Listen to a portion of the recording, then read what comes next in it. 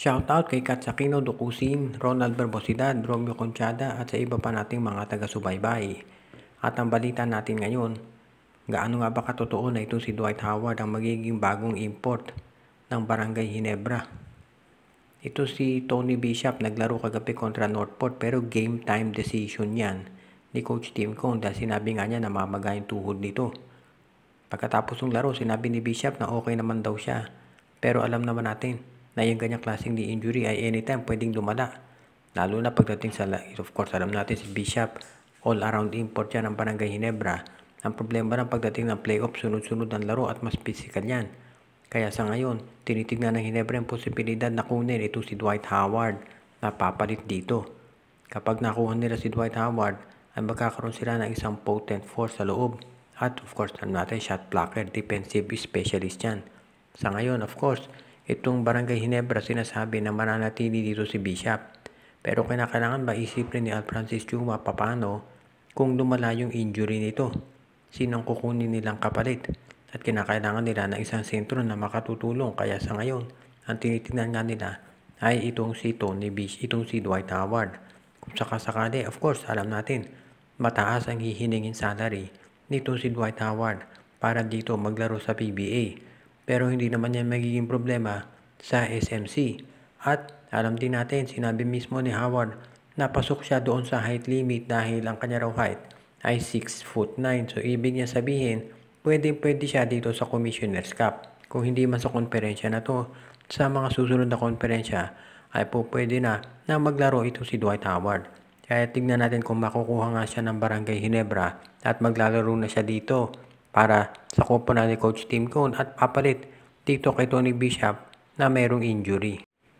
Ito nga bang Converge Fiber Excess ay magre-reklamo na rin tungkol dito sa mga lopsided trades na nangyayari sa liga.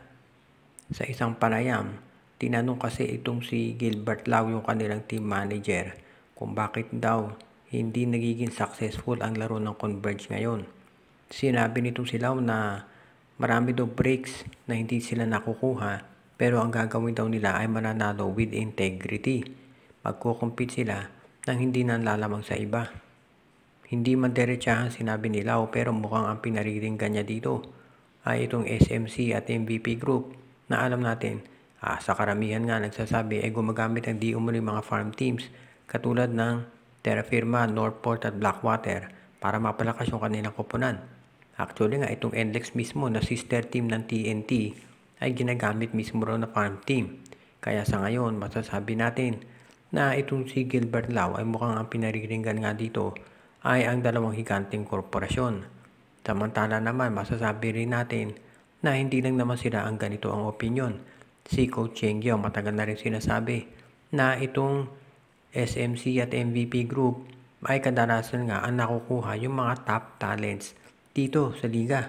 Hindi ba sinabi noon nitong si Coach Cheng Yao na yan, si Jamie Malonzo, never yan mapupunta sa rain or shine dahil sa SMC na ng bagsak niyan.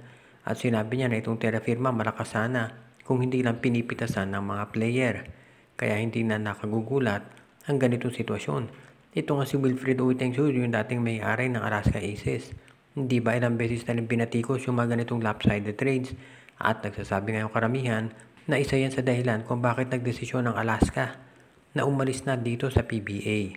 Kaya tignan natin kung anong mangyayari dito sa statement ng Converge at kung itong Rain or Shine at Phoenix ay mag-a-agree na rin.